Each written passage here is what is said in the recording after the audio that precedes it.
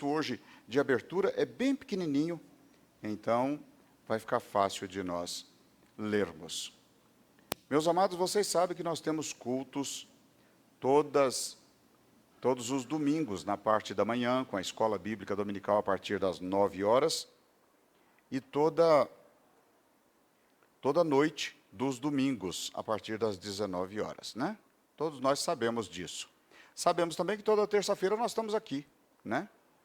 E sextas-feiras agora, a partir das 19h30, nós estamos aqui também orando. Tivemos, na sexta-feira passada, um culto maravilhoso.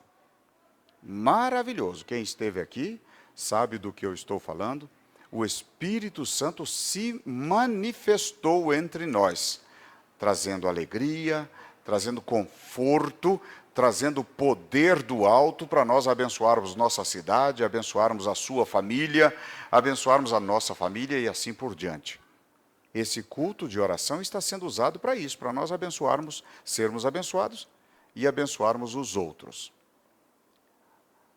No dia 20 deste mês, nós teremos uma cantata de Natal. As crianças estão ali, ensaiando, porque para ficar o mais bonito possível. A ornamentação está ficando pronta e muito bonita. Nós não podemos perder nesse dia um culto especial, uma cantata de Natal. Tá certo? Marque na sua agenda, não perca este culto. É um domingo, dia 20. No domingo que vem, o próximo domingo, já será essa cantata. Tivemos um culto no domingo passado, quem não veio perdeu. Foi um culto maravilhoso, onde os pastores Wellington e Zaqueu estiveram falando da última viagem missionária e da próxima que eles vão fazer. Vão lá para o Maranhão. Vão ficar numa cidade e dali vão trabalhar em 3 povoados ao redor. Vai ser uma bênção e eu já desafiei a igreja no domingo para nós darmos uma olhada no nosso guarda-roupa, aquelas roupas que nós não estamos usando, aqueles calçados que não estamos usando já há muito tempo. Às vezes a gente engordou, ou às vezes emagreceu, às vezes envelheceu, era roupa de jovem, aí está velha agora. Então é hora de nós abençoarmos a vida de alguém. Nós precisamos aqui, vamos no dia... eu falei o dia, esqueci, agora nós vamos trazer para cá, num dia do culto do celeiro, vamos trazer toda esta roupa e vamos aqui abençoar aquelas pessoas que vão receber essa roupa, tá bom? Aí vamos entregar para eles trabalharem lá onde vão, lá no Maranhão. Você já fez o seu compromisso missionário? Lembre-se, a obra missionária é feita com os pés daqueles que vão. A missionária Suzane está fazendo as missões com os pés. O pastor David também está fazendo as missões com os pés. Mas tem gente que não tem condições de fazer com os pés. Então ele faz com os joelhos, orando, clamando a Deus por quem está fazendo com os pés. E assim ele faz a mesma obra. Mas tem outros que fazem a obra missionária com o seu bolso. Então são as 3 maneiras de nós fazermos missões: ou indo, ou orando, ou contribuindo. Das 3 maneiras nós estamos fazendo missões. O desafio é para vocês fazerem missões contribuindo. Pastor David identificou um lugar no Senegal, já ganhou uma área de 10.000 metros, ele já ganhou do governo. Agora ele precisa se estabelecer lá. Para se estabelecer, a primeira coisa que ele precisa fazer é um poço artesiano e instalar a energia solar. Essas 2 coisas ficam R$50 mil. Eu estou desejoso de nós estarmos contribuindo, entregando na mão dele estes R$50 para ele já dar o pontapé inicial nesse trabalho lá. Se você entende que nós podemos fazer isso, pegue este cupom com o Vitor e faça a sua inscrição e comece a contribuir. São 12 meses contribuindo com uma oferta de R$ 83,35 mensais. Tá bom? Durante 12 meses. Se você ainda não pegou o seu folder para a campanha de oração e jejum de hoje até dia 31, então pegue, está com o Vitor, tá bom?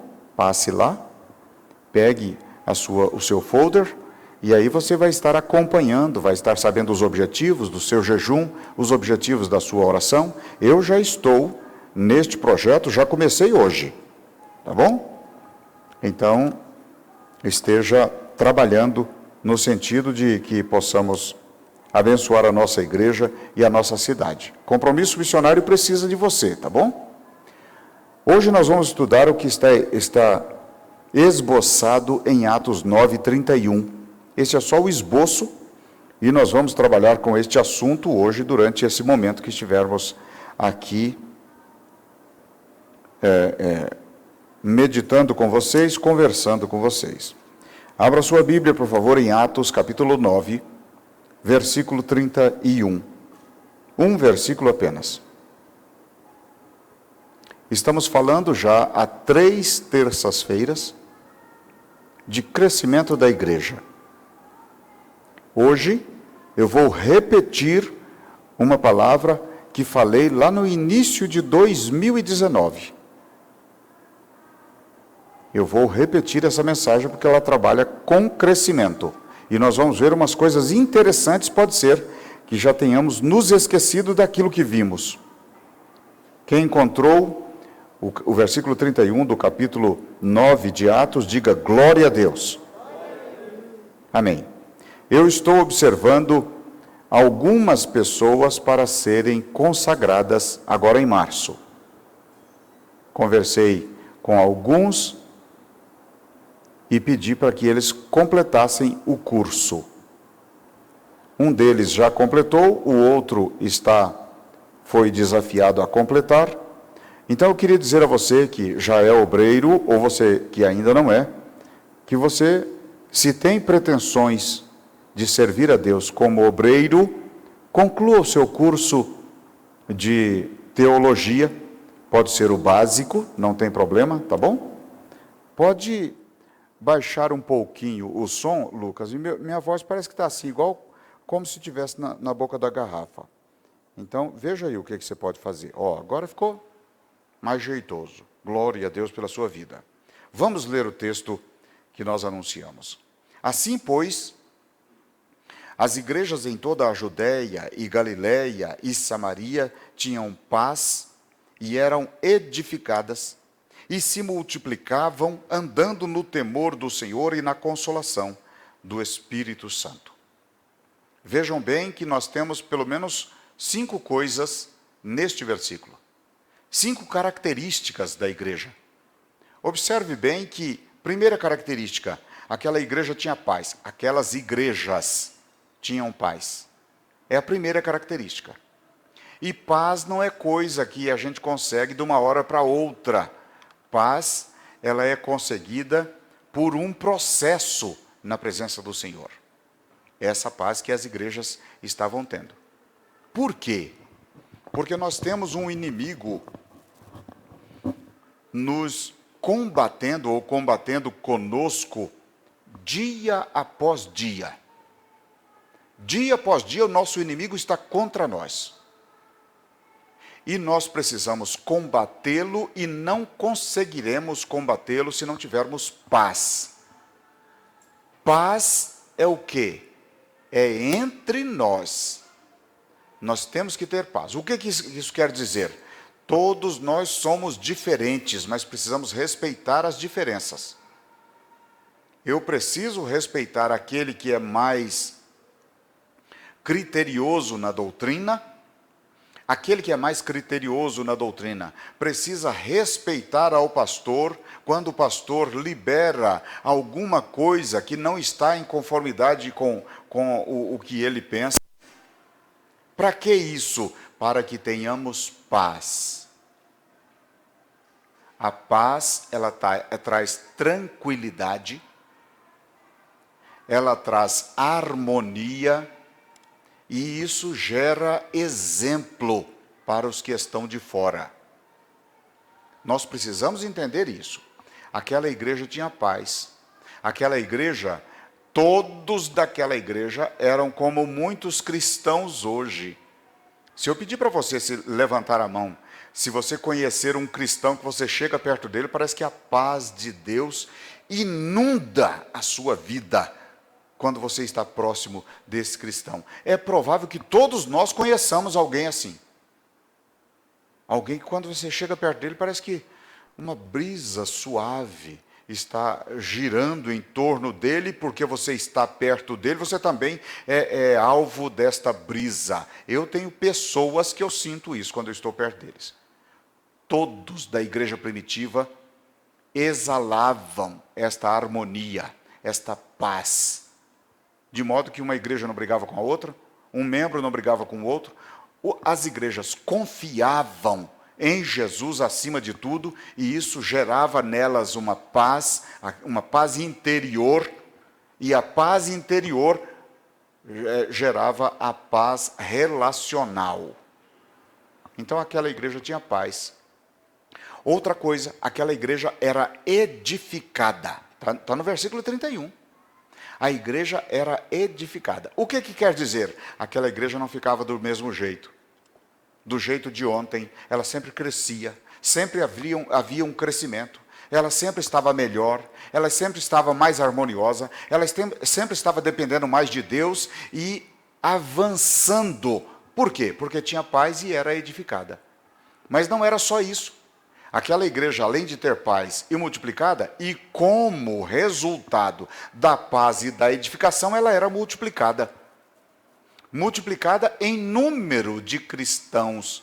É o que está dizendo o versículo 31. E isto é confirmado em vários outros versículos dos Atos dos Apóstolos. A igreja crescia, ela se multiplicava. E nós vamos ver como é que era esse crescimento. Mas além disso, ela andava em temor. E temor aqui não é medo. Temor aqui é respeito. Eles respeitavam uns aos outros e eles tinham um respeito por Jesus. Para nós respeitarmos a Jesus, precisamos crer nele e saber quem ele é. Falei hoje para uma das nossas irmãs da necessidade de nós virmos à igreja, e eu repeti para ela uma coisa que nós falamos para as crianças. Uma das nossas irmãs evangelizadoras desta igreja.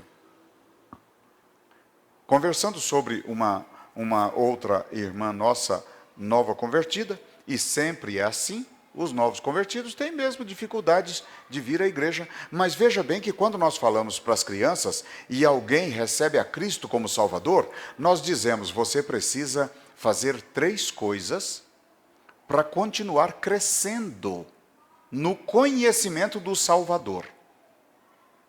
O que eu estou dizendo para aquela criança? Agora você precisa tomar alguns passos.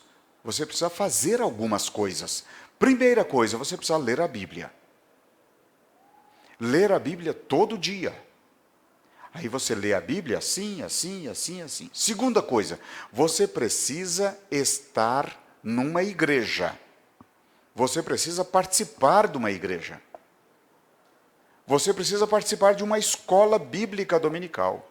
Por quê? Porque quanto mais você participar de uma escola bíblica dominical, mais você vai conhecer a Jesus.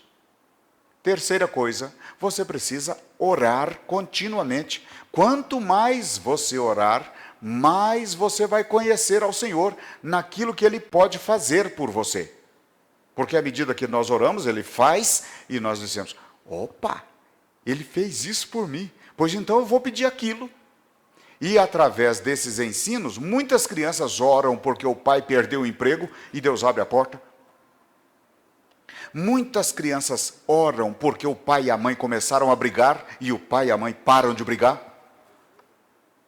Eu estava vendo hoje, comecei a ler hoje um livro do pastor Roberto de Carvalho.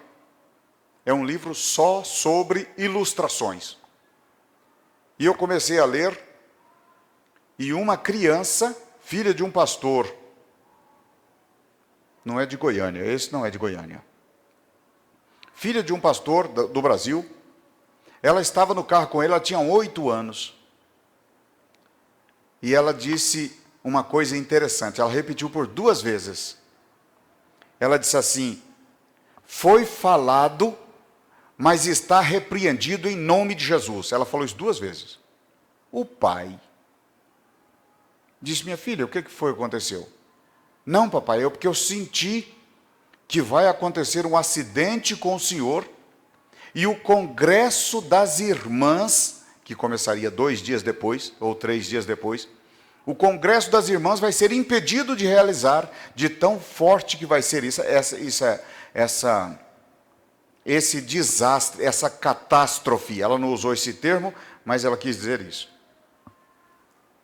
Mas está repreendido em nome de Jesus. Ela repetiu pela 3ª vez. No dia seguinte, o pastor saiu atrás dela, porque ela tinha ido para a escola sem o dinheirinho para comprar o lanche, e ele ficou atordoado com aquilo, ele queria dar o dinheirinho para ela comprar o lanche, e foi até a porta da escola, mas não tinha mais condições de entrar, porque já tinha entrado, tinha cerrado os portões, e ele, quando voltou, sofreu um acidente gravíssimo, gravíssimo. Isso por quê? Porque aquela criança conhecia a quem ela servia. Porque quando nós conhecemos a quem servimos, nós andamos em temor. Quando nós sabemos quem é Jesus, nós o tratamos diferente, nós vivemos diferente, porque nós sabemos como é que Ele gosta que vivamos, então a nossa vida passa a ser diferente. Aquela igreja era assim. Mas além dessas 4 qualidades, aquela igreja, e por causa das 4 qualidades, a igreja era consolada pelo Espírito Santo. Porque você quer ver o consolo ser derramado na sua vida, é você ter essas qualidades. Quais as qualidades? Ter paz, ser edificado por quem? Por Deus. Mediante o quê? Mediante a palavra. É você se multiplicar mesmo. Nós vamos falar como é que você multiplica no final desta palavra. É você andar em temor, é respeitar ao Senhor, aí você é consolado. Não tem jeito de ser diferente. Isso acontece com muitos cristãos. E você olha e pensa, rapaz, mas o fulano, a caroba está torcendo para o lado dele, e ele está sossegado, ele mantém uma paz que eu não consigo manter. É porque o consolo do Espírito Santo está na vida dele, o Espírito Santo está dizendo, fique tranquilo que eu estou no controle da situação. Você pode ficar tranquilo, eu não te deixo passar necessidade não. Fica tranquilo. E nós ficamos mesmo. Por quê? Porque nós sabemos em quem temos crido. Pois bem, essa igreja, ela obedecia à comissão de Jesus. Isso está dito em Lucas 16:15, essa comissão. Isso está dito em Atos 1:8, a comissão. Então, o que é comissão? É a missão em conjunto. Eu tenho uma comissão com o irmão Edivânio. Qual é a minha comissão com o irmão Edivânio? Com o irmão Adriano? Com a Gabriele? Com o irmão Antônio Xavier? É evangelizar. E isso é tão forte que o pastor Wellington disse aqui para nós no domingo, que se nós não estivermos dispostos a evangelizar, é melhor pedir para morrer. Porque é para isso que nós vivemos. Nós vivemos para evangelizar. Esta missão é a missão de crescer o reino de Deus. E é missão de todos nós, é uma comissão. É uma missão É uma missão com a irmã Aparecida. Eu tenho essa missão junto com ela. Ela tem essa missão junto comigo. Nós estamos de braços dados nesta comissão. Quem recebeu a Cristo como Salvador tem esta comissão. Pois bem, Vamos mais adiante. Essa grande comissão está também em Mateus 28, 18 a 20. Abra sua Bíblia lá, por favor. Está um pouco antes de Atos, Mateus 28, de 18 a 20. Mateus 28, de 18 a 20. E eu vou ler para você.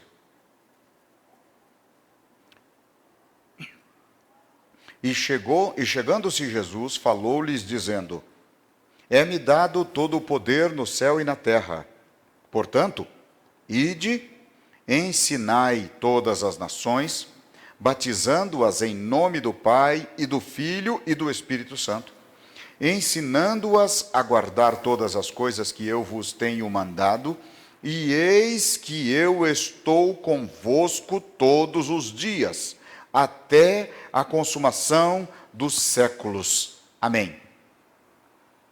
Está subentendido que Jesus está conosco todos os dias, a partir de quê? A partir da nossa obediência à comissão. Jesus está dizendo: ensinem as pessoas a guardar todas as coisas que eu tenho ensinado para vocês, que eu tenho mandado para vocês. E enquanto vocês estiverem ensinando, enquanto vocês estiverem batizando o povo, enquanto vocês estiverem evangelizando o povo, eu estou com vocês até a consumação dos séculos. O que eu quero dizer com isso? Jesus não tem compromisso com quem não tem compromisso com Ele. Nós precisamos entender isso. Está sendo anunciado um evangelho de descomprometimento. Um evangelho nos dias de hoje que você pode fazer o que quiser, você pode estar onde quiser, você pode falar o que quiser, você pode pensar o que quiser, ver o que quiser, ouvir o que quiser, que esta companhia de Jesus estará com você. E isto é uma mentira. É uma mentira. Jesus nunca deixou transparecer isso na palavra. E a igreja primitiva só tinha aquelas só era consolada porque tinha aquelas 4 qualidades.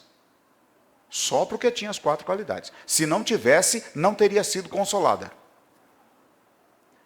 E nós precisamos entender que a igreja primitiva, mesmo consolada, muitos foram jogados na boca dos leões. Muitos morreram, prestem atenção no que eu vou dizer. E se você acha isso pouco, convinha a você estudar ver o filme Paulo, o apóstolo de Cristo. Esqueci. Paulo, o apóstolo de Cristo. Esse filme mostra cristãos sendo queimados nas ruas de Roma, espetados em varas para iluminar as ruas de Roma. Apesar de consolados, estavam padecendo alguns.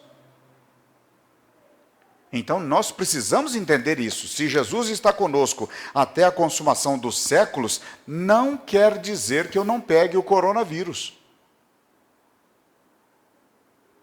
Quer dizer sim, se eu estou de acordo com o que Jesus me ordena e se tem aquelas qualidades, eu posso pegar o coronavírus e se eu for a óbito, eu estarei nos braços de Cristo. Isso é garantido. E ao final das contas, é isso que tem valor. Porque, deixa eu comentar um negócio com vocês. Quando Salomão disse que ele já tinha sido menino e agora era velho, nunca tinha visto um justo desamparado, presta atenção no que ele diz. Nunca vi um justo desamparado, nem a sua descendência a mendigar o pão. Tudo é básico. O que Deus está garantindo é o básico. Não é riqueza, não é amontoar ouro, ele dá isso a alguns? É claro que dá.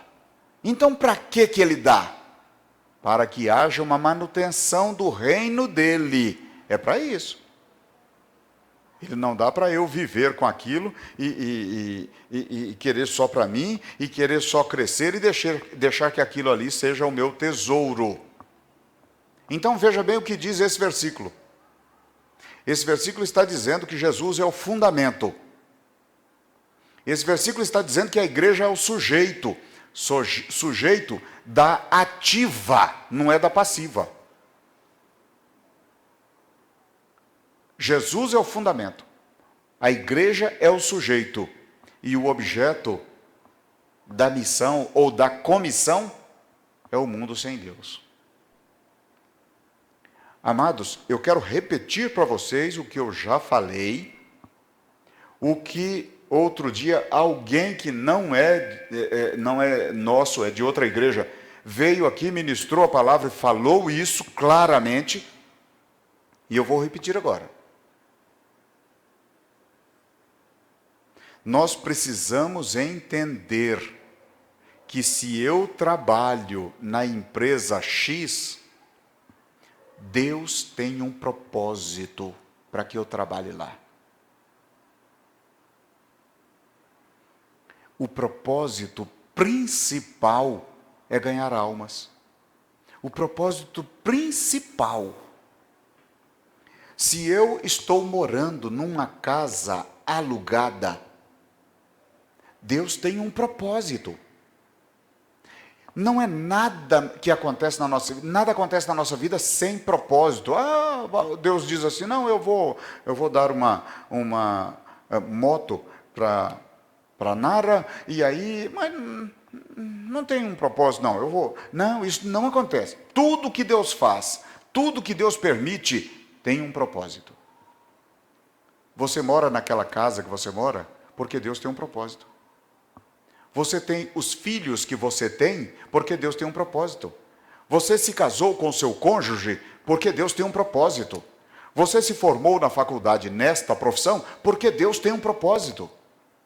Nós não podemos nos esquecer disso, e sempre precisamos estar atentos a isso. E perguntando para Deus, qual é o teu propósito de eu estar aqui? Qual é o propósito? Eu quero trabalhar para cumprir este propósito. Precisamos entender isso, porque o objeto é o mundo sem Deus, e o mundo sem Deus está representado em todos os lugares que nós estamos. Em todos os lugares. Irmão Edson está trabalhando certamente com muitas pessoas. Deus tem um propósito nisso. Não é simplesmente para que ele ganhe dinheiro para sustentar a família. Está muito longe disso. Muito longe. Isso aí é o básico. Deus abençoa? Claro que abençoa. Mas ele precisa se preocupar em cumprir o propósito. Porque aí sim, aí a comissão vai ser alcançada. Vamos caminhar mais. Ainda no capítulo 28.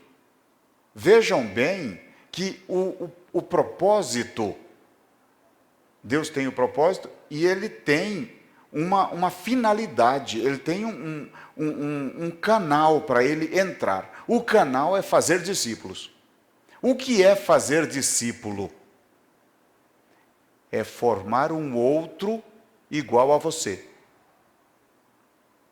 E eu quero que você perceba a responsabilidade que cada um de nós tem. Primeiro, você existe para um propósito. E o propósito é anunciar o Evangelho. Esse é o motivo principal da sua existência. Você não tem como fugir disso. Se omitir a cumprir este propósito, é entristecer o Espírito Santo. É entristecer. Então, lembre-se disso. Pois bem, diante disso, você precisa, então, fazer 3 coisas, como diz os versículos 18 a 20 de 28 de Mateus. Você precisa fazer discípulos, você precisa levá-los ao batismo e você precisa ensiná-los. O que é fazer discípulos? é transformar outro com a mesma missão que você tem. E vocês estão percebendo, a partir desta definição, vocês percebem por que muita gente não quer discipular? É porque ele não tem qualidades para formar um outro dele. Porque o discipulado é isso, é você fazer uma cópia de você. É você ensinar a pessoa a viver como você, a falar como você, a ver as coisas como você, a ouvir o que você ouve, a andar como você anda, ter os amigos que você tem. É isso. Isso é que é discipular. Muitas pessoas não têm um caráter cristão autêntico. Então eles não têm como formar outro cristão autêntico. Mas isso é um problema sério. Isso tem trazido problemas sérios para a igreja. Nós precisamos ter um caráter cristão autêntico para nós cumprirmos a comissão. Precisamos disso. Isso é que é fazer discípulos. Batizar quer dizer o seguinte: você tem que fazer discípulo até que ele seja batizado. Porque depois ele já vai estar sabendo os rudimentos da fé, e aí ele já vai estar sabendo como é que ele deve agir, como é que ele deve conhecer melhor, o que ele vai fazer para conhecer melhor a Jesus, para que aí ele possa pegar um outro e fazer um outro igual a ele. O mercado de rede, quem já viu o mercado de rede, já sabe como é que é, já trabalhou? Levante a mão, por favor. Quem já trabalhou com isso? Mercado de rede. Marketing multinível. Ninguém sabe. Quem já trabalhou aqui com Amway do Brasil, com Rinode, a Avon agora está desse jeito, você pega uma pessoa e você consegue cadastrar muitas pessoas da sua rede, aquelas, geralmente são 6, você cadastra diretamente com você, aquelas outras cadastram mais 6 cada um deles, e a sua rede vai aumentando, e quanto mais aumenta, cada um deles vende ou compra, e você recebe um percentual de tudo que ele ganha, e assim por diante. Isso é mercado de rede. Isso foi baseado no Evangelho. O Evangelho é desse jeitinho. O irmão João começa na empresa dele a falar do Evangelho, a falar, e aí a pessoa recebe a Cristo como Salvador, e o irmão João vai colar nela. Para que colar nela? Para fazer dela um discípulo, para fazer com que ela seja igualzinho ele é. Então, para isso, o irmão João vai andar com aquela pessoa, vai ler a Bíblia com ela, vai cantar os hinos com ela, seja da harpa ou não, enquanto canta vai ensinando, vai orar com ela, vai orar por ela, vai atender as necessidades dela. Se ela não puder vir para a igreja, ele vai lá, pega, traz para a igreja, leva de volta, entrega na casa dela. Discipulado. Por quê? Porque andando com o irmão João, a pessoa vai aprender a ser crente como ele. E ele leva até o batismo. No batismo, aquela pessoa vai conquistar uma outra, levar o evangelho a outra, enquanto o irmão João pega outra pessoa. E aí, o irmão João está trabalhando com mais um, e o discípulo dele já está trabalhando com outro discípulo.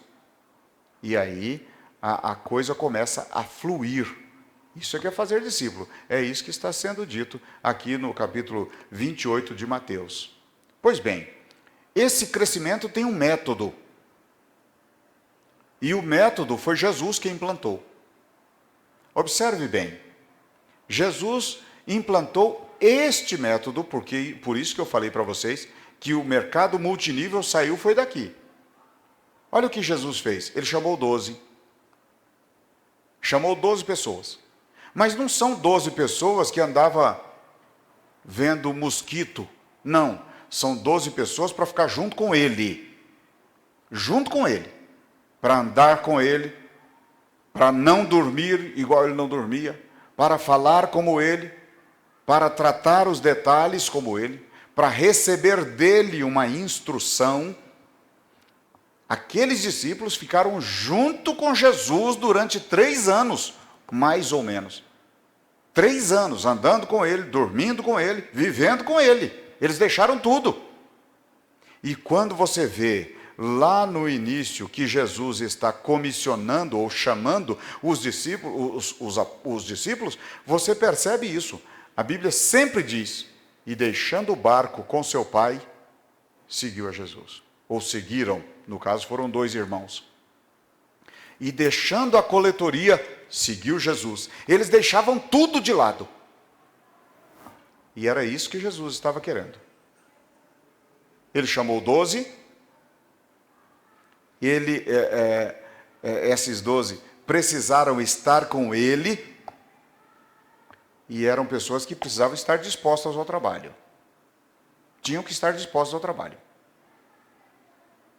Veja bem, nós hoje, foi daí que surgiu o G12. Foi daí que surgiu aquele movimento chamado G12, o grupo dos 12. Eles escolhiam 12, cada um dos seus discípulos escolheu mais 12, e cada um mais 12, e a rede ia se multiplicando. Então, o método que Jesus usou foi esse. Aí o que Jesus fez? Jesus deu a chave do reino, ele deu aquele método para os discípulos. E ele capacitou aqueles discípulos a usarem a chave. A Bíblia diz num texto de Paulo que Jesus nos reconciliou com Deus. Ele tinha o ministério da reconciliação, o versículo diz isso.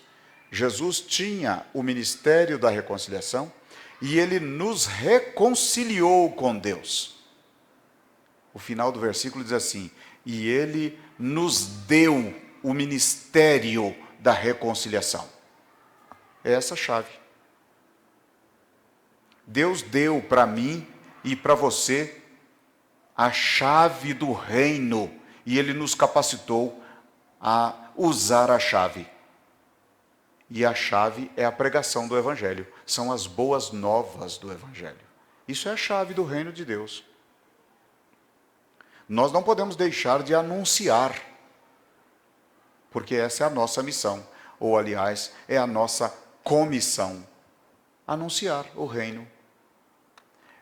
Após Jesus ter entregue este modelo, este método modelo para os discípulos, a igreja usou esse método.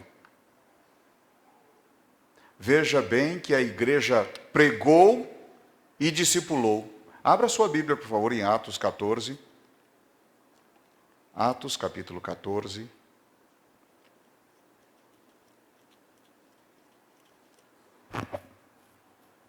Versículos 21 e 22. Atos 14, 21 e 22. Diz o seguinte: e tendo anunciado o evangelho naquela cidade, e feito muitos discípulos, voltaram para Listra, e Icônio e Antioquia, confirmando o ânimo dos discípulos, exortando-os a permanecer na fé, pois que por muitas tribulações nos importa entrar no reino de Deus. Isso é discipulado. Veja bem que eles foram numa cidade, proclamaram, deixaram ali um grupo de pessoas e voltaram numa outra cidade que eles já tinham passado e conquistado vidas e agora voltaram para reforçar o ensino discipulado. Eles pregavam e discipulavam. O que é isso? Isso é o método. É o método de Jesus. Mas além disso, vamos lá para Atos 5. Atos, capítulo 5, versículo 14.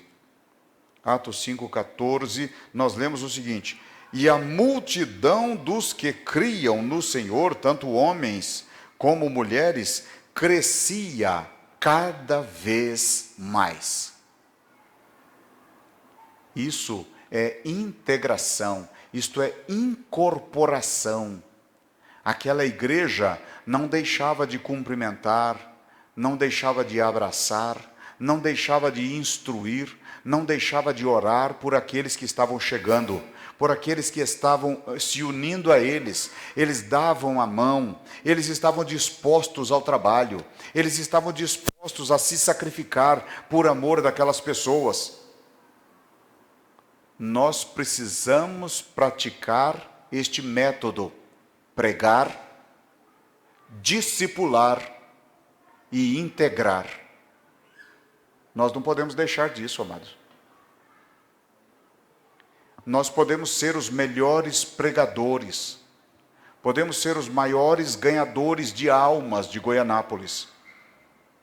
Se nós não tivermos o entendimento e a sensibilidade para receber bem aqueles que chegam na igreja, de tratá-los bem, de demonstrar um sorriso, de nos lembrarmos do nome deles, de nos lembrarmos de oferecer uma carona, se eles não tiverem carona, de procurar como é que está a situação deles, de buscar entender a situação.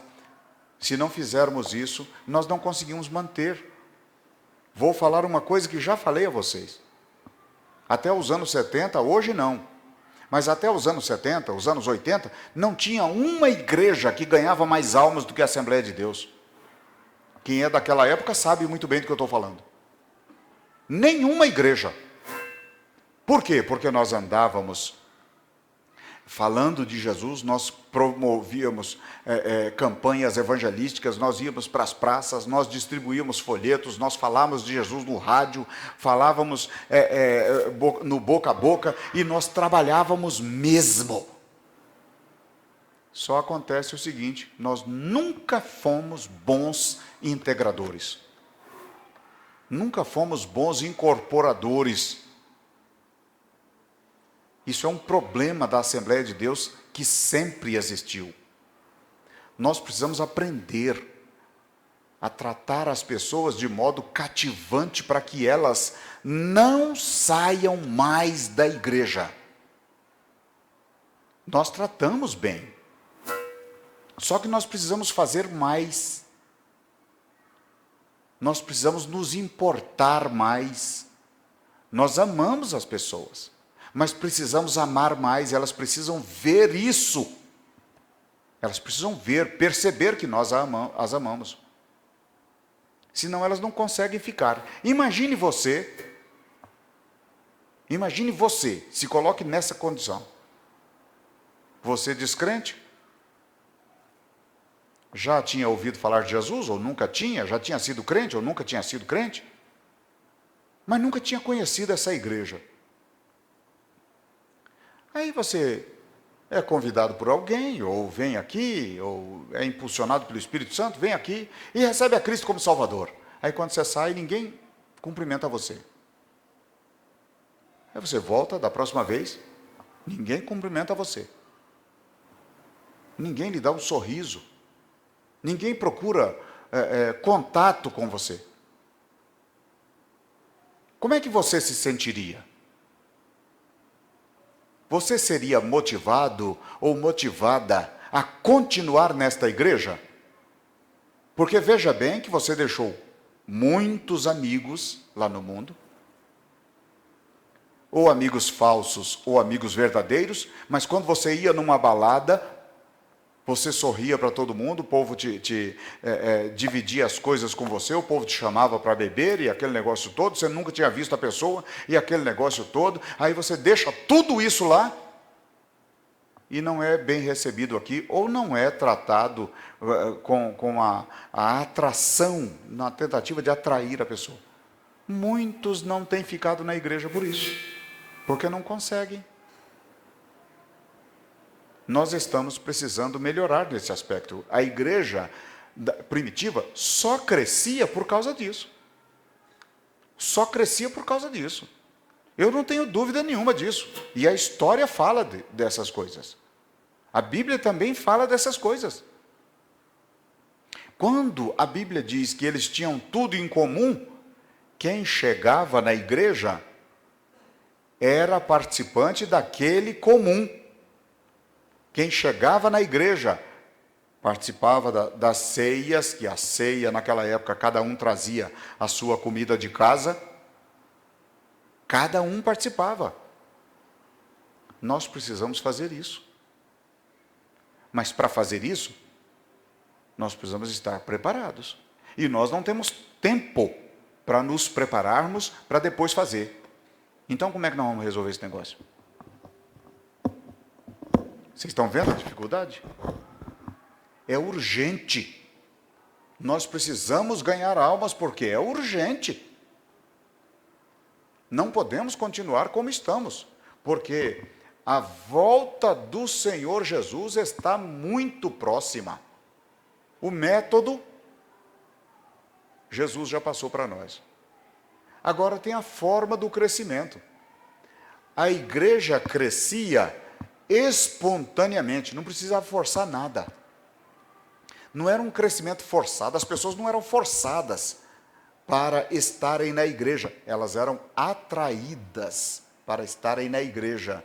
Vocês perceberam então como é que nós devemos ser?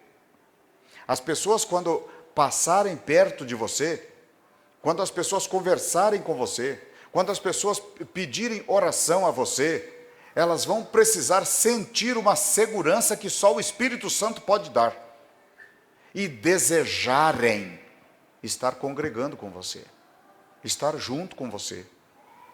Como eu disse inicialmente, aquela pessoa que, quando a gente chega perto dela, a gente tem paz. Você não tem desejo de estar com ela constantemente? É claro que tem. Por que você tem desejo? É porque ela não fala mal de ninguém? É porque ela não tem mentira, a hora que ela fala você pode acreditar? É porque ela só tem palavras de conforto, palavras de adoração a Deus? Às vezes, ela pode até falar o que a pessoa não quer, mas ela fala baseado na Bíblia. E isso traz segurança. E aí a igreja cresce espontaneamente, sem forçação de barra, sem invenção de onda. A onda é o Espírito Santo que traz, e nós vamos navegando nesta onda, e as pessoas vão sendo cativadas e vão estando na igreja, e aí recebem a Cristo como Salvador, e desejam estar aqui, e desejam fazer a igreja crescer, e a igreja vai crescendo espontaneamente. Isso acontecia na igreja primitiva. Pegue, por favor, a sua Bíblia, abra lá em Atos 2, versículo 42. 2, versículo 42.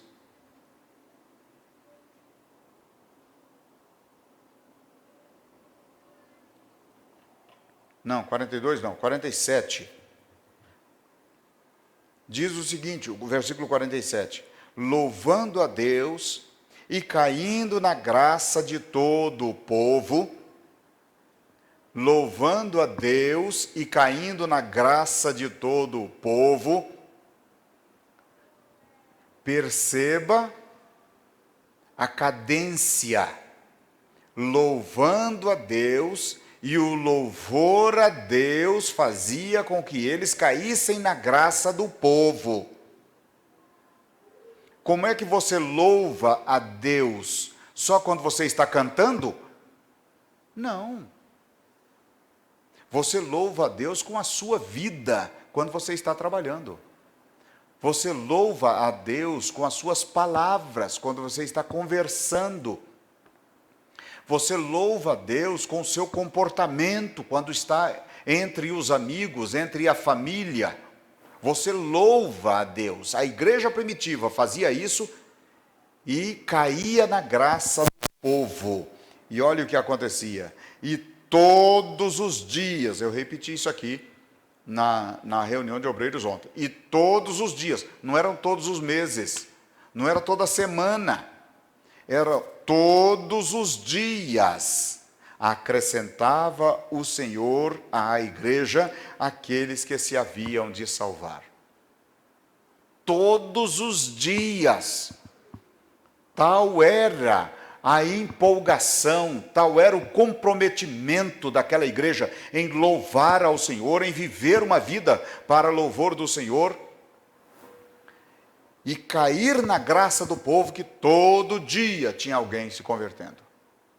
Imaginem se nós resolvermos fazer como a igreja primitiva e Deus nos der esse crescimento espontâneo.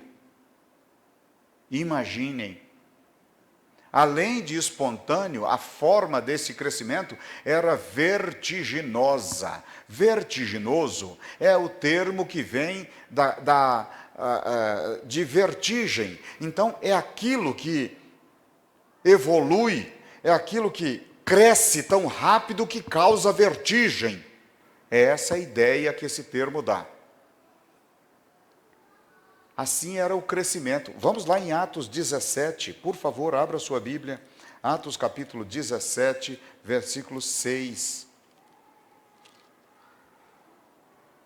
Porém, não os achando, trouxeram Jason e alguns irmãos à presença dos magistrados da cidade, clamando: estes que têm alvoroçado o mundo, chegaram também aqui. Olha o crescimento da igreja, o que estava causando. Mas mesmo assim, mesmo causando esta ideia, um outro texto, uma outra versão, diz que estes que têm perturbado o mundo chegaram até aqui. Eram crentes, mas mesmo perturbando, caíam na graça do povo. Mesmo perturbando, caíam na graça do povo. Então nós não precisamos ter a ideia de que nós vamos ter uma igreja super, hiper, bem-quista na cidade. Não. A ideia de Cristo não é essa. A ideia de Cristo é que uns vão aceitar o Evangelho, outros não. E quanto mais as pessoas aceitarem o Evangelho, mais combates nós teremos. Mas nós estamos aqui para isso mesmo, é para combater. Estamos aqui para ganhar almas. Então precisamos correr o trecho e ganhar almas. A igreja não se importava com eles mesmos. Não se importavam. Você sabia que na igreja primitiva, os cristãos, quando estavam presos, eles discutiam para ver quem é que ia primeiro para a arena, para ser comido por leões? Eles eram dispostos ao sacrifício. Dispostos, mas com o passar do tempo, dependendo das circunstâncias, porque até hoje nós temos lugares, países em que pelas rádios, principalmente emissoras da rádio transmundial, existem pessoas que ainda transcrevem a Bíblia, porque alguém está lendo lá num outro país. E a pessoa está aqui sob luz de vela, escrevendo o que ele lê lá no outro país. E eles já leem para isso, escreveu aqui um capítulo, aí o outro escreveu outro capítulo e eles gambiram aquilo, ou às vezes gambiram a página da Bíblia, porque eles rasgam, um lê essa página, o outro lê a outra, e depois eles fazem um revezamento para que todos leiam a Bíblia. Ainda hoje existe isso, mas nós, como estamos tranquilos, não temos perseguição, nós ficamos morosos. Nós não estamos dispostos a nos sacrificar pelo Evangelho. Chega ao ponto de muitos de nós não sacrificar um jogo do Brasil, ou um jogo do Flamengo, ou um jogo do São Paulo, ou um jogo do Goiás, para vir a um culto. Nós preferimos sacrificar o culto. Enquanto a igreja primitiva, para crescer como cresceu, estava disposta a deixar tudo, renunciar tudo, por amor a Cristo. E isso valeu a pena. O crescimento era ordenado, apesar de ser espontâneo, apesar de ser vertiginoso, porque o crescimento vertiginoso geralmente pega o administrador ou as pessoas numa situação de desestrutura. É evidente que nós aqui, dentro de um mês, se nós tivermos 600 pessoas congregando nesta igreja, nós teremos muita dificuldade administrativa. É evidente isso, porque esse crescimento vertiginoso, ele traz dificuldades. Nós vemos isso, porque a igreja cresceu demais, entraram muitos gentios, os gregos começaram a ver as viúvas e disseram assim: esse povo não cuida das viúvas, não. Olha como é que eles estão desprezando as viúvas aí. E apesar de pregarem, eles estão aí desprezando. Logo, logo, isso é um problema do crescimento vertiginoso. E logo, logo, os apóstolos começaram a orar, e o Espírito Santo diz assim: separa fulano e ciclano, separa tantos homens para diáconos, homens assim, e deixa para cuidar das mesas, e vocês vão cuidar da palavra. Apesar do crescimento vertiginoso, não foi desordenado, houve uma ordem. Sabem por quê? Porque o Espírito Santo estava ali. Porque o Espírito Santo estava coordenando as ações, coordenando as orientações. Então nós precisamos crescer, mas precisamos crescer ordenadamente. Como diz Atos 8,14 e Tito 1,5. O que diz Tito 1,5? Se não me falha a memória, é Paulo dizendo a Tito: olha, eu vou te colocar em Creta. Creta era uma ilha com mais de 100 cidades. Em muitas daquelas cidades já tinham igrejas. As igrejas estavam lá com os seus pastores, ou não tinham pastores ainda. E então Paulo pegou Tito e disse assim, no versículo 5: eu vou te mandar para Creta, para que você supervisione e coloque obreiros responsáveis sobre as igrejas. Os obreiros precisam ser assim, assim, assim e assim. Ordem. Ordem. Apesar do crescimento, nós nunca podemos perder a unção do Espírito Santo. Nós não podemos crescer sem a ação do Espírito Santo, porque é Ele quem garante a ordem. É só Ele, ninguém mais. Vamos ainda mais. Existem umas estratégias para o crescimento. Por exemplo, no nosso caso, nós temos grupos de estudos entre vizinhos. Se eu chegar no seu vizinho, bater na porta dele e disser assim: eu queria estudar a Bíblia com você, você aceita? Ele vai dizer: não, ele não me conhece. E se for um ladrão querendo entrar na casa dele? Mas você não. Você o conhece. E você, eu devo pensar isso, você é bem quisto pelo seu vizinho, porque você nunca o maltratou.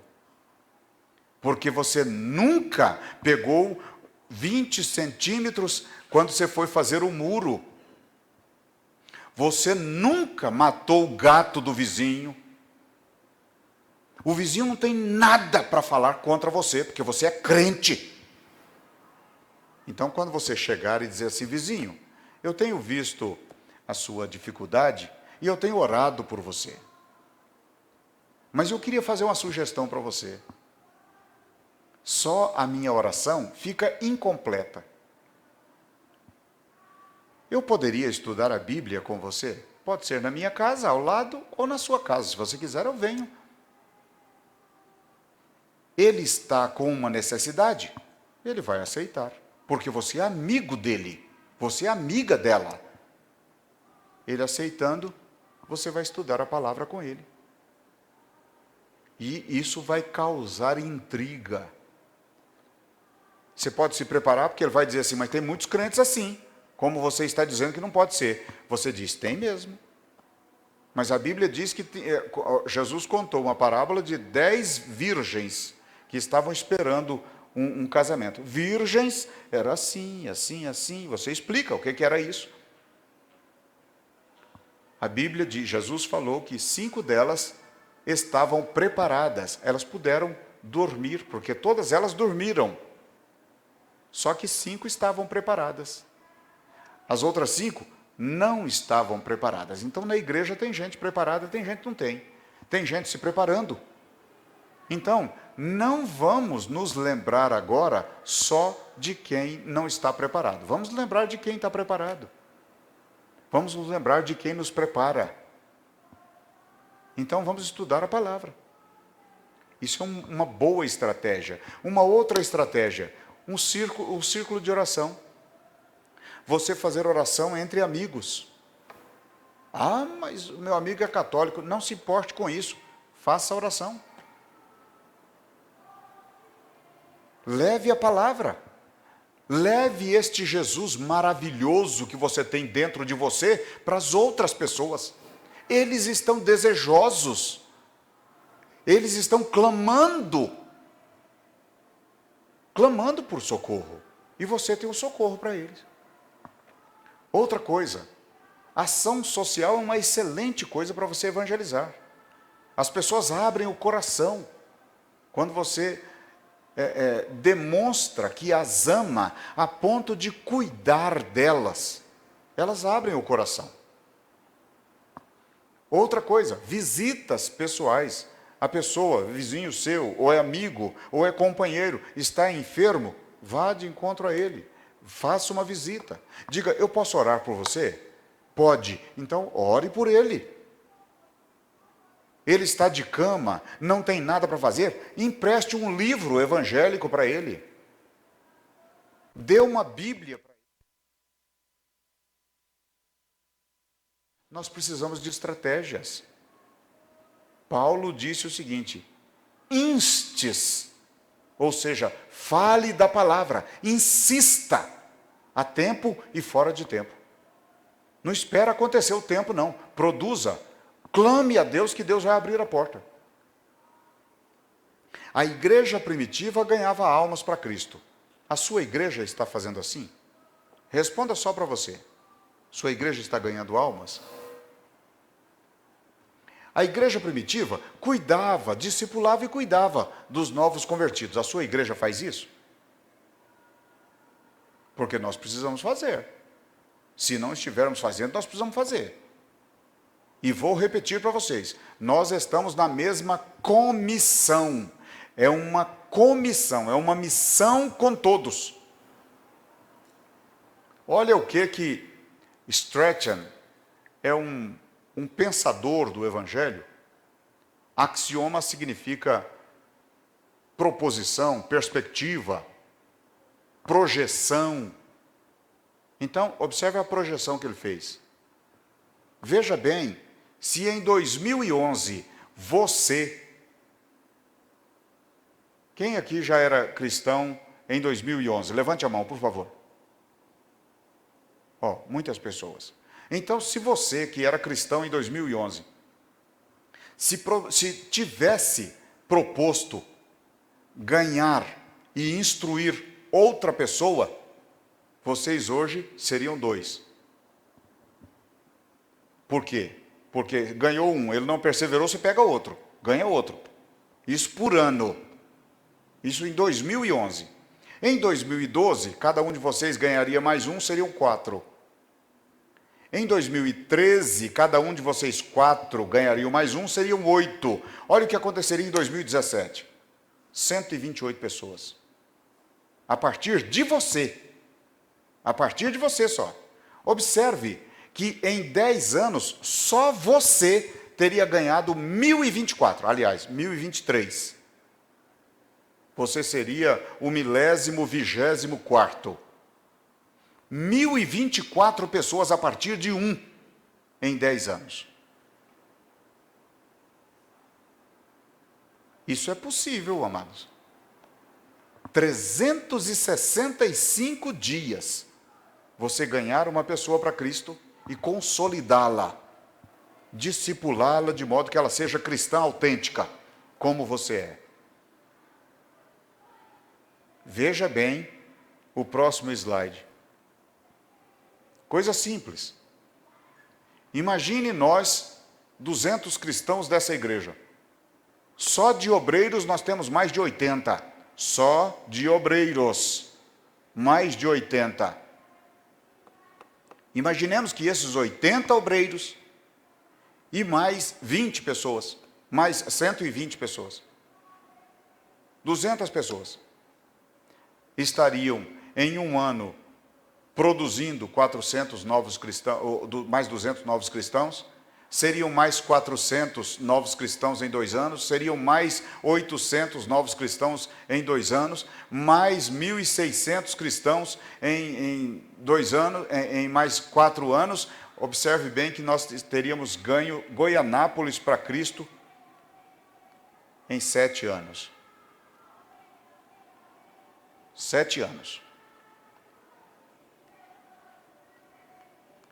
Tem 2 anos que eu estou aqui.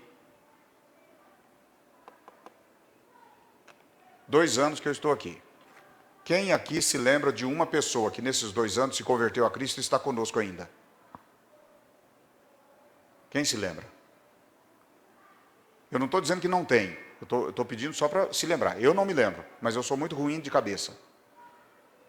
Então, quem se lembra de uma pessoa que nestes últimos 2 anos recebeu a Cristo como Salvador nesta igreja e continua cristão? Não precisa continuar aqui não. Quem? A irmã Joyce. Perfeito, irmã Joyce. Então temos uma pessoa. Nós não estamos muito longe não. Então, quem mais?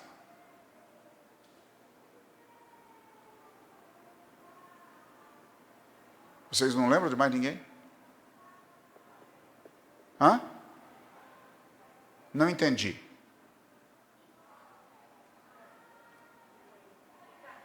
O Nicael, perfeito. Nicael está certo, mas ele já veio cristão de outra igreja. Mas tudo bem que ele veio nos rudimentos da fé. Então está aí até hoje. Temos 2. Hã? A Marília, perfeito. A irmã Marília também recebeu a Cristo nesses 2 anos. E junto com ela, a filhinha, a Ana Gabriele, é isso mesmo? Ana Gabriele. Então, são 4. O que eu estou tentando mostrar para vocês é que nós temos condições de manter mais pessoas. Temos condições de cativar mais pessoas. Nós temos condições de trazer mais pessoas para Cristo. Depende do quê? Do que você acha que depende? Depende de nós, a irmã Adriana está falando. E realmente, depende de nós, é de mim e de você. Se nós formos pensar agora, remontar a memória, e nos lembrarmos de quantas vezes, neste mês, nós perdemos oportunidades para falar do Senhor a alguém, nós vamos ficar com vergonha. Por isso que nesse programa de oração, um dos objetivos é pedir perdão a Deus. Nós não podíamos ter deixado passar oportunidades. E a igreja nossa só vai crescer se eu e você trabalharmos. Só. Nós que somos cristãos, não podemos ouvir música do mundo, porque se eu ouvir música do mundo, isso será um mau testemunho. Porque a pessoa que estiver vendo isso, ela não vai me ouvir como um cristão autêntico. Não adianta. E aí não adianta você virar do avesso e dizer, não, só porque eu sou crente, o povo agora não me deixa fazer nada. Não vão deixar mesmo. E glória a Deus por isso. Glória a Deus por isso. É para nós sermos crentes mesmo. Para nós conseguirmos isso, você que é crente não pode beber, nem beber vinho. Sabe por quê? Porque isso é mau testemunho para os de fora. Para a nossa igreja crescer, você precisa ser respeitado aí fora. O que você comprar, você tem que pagar. Se você não dá conta de pagar o que compra, então não compra. Por isso, analisa bem. Por que vocês acham que eu expliquei tanto para vocês por que eu estou com o meu nome sujo no SPC? É por causa disso, para não dar mau testemunho. Não dependeu de mim. Foi um carro que eu vendi e a pessoa não pagou o IPVA dele. Mas eu promover o meu nome sujo, eu não posso. Isso é muito importante, meus amados. São pequenas coisas. A irmã Lucélia ontem estava sentada aqui, neste lugar, na reunião de obreiros, e ela comentou que são pequenas coisas que nós manchamos o nome de Cristo. Então, sejamos uma igreja de caráter ilibado.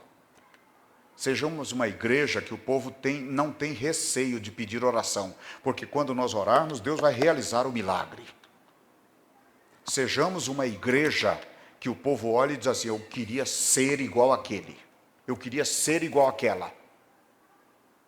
Não permitamos que pessoas falem para muitos outros, como já falaram aqui desta igreja. Não falaram desta igreja, já falaram para obreiros desta igreja, que não vendiam fiado para crente por causa do crente tal. Já falaram para pessoas dessa igreja. Eu acho que a pessoa que manchou o nome não é da nossa igreja, mas vai todo mundo bolo. Então, quanto ao que cabe a nós, vamos agir com sobriedade. Vamos cumprir 1 Coríntios 10, 31. Se nós comermos, se nós vendermos, se nós comprarmos, se nós bebermos, se fizermos qualquer outra coisa, façamos tudo para a glória de Deus. Tudo. Esta é a maior estratégia de crescimento para a nossa igreja. Porque a partir disso, eu não vou precisar chamar as pessoas para ler a Bíblia com elas. Elas vão me chamar. Elas vão dizer: eu estou necessitado de resolver esse problema. Será que você poderia orar em meu favor? Aí você diga o contrário de que uma pessoa me disse uma vez.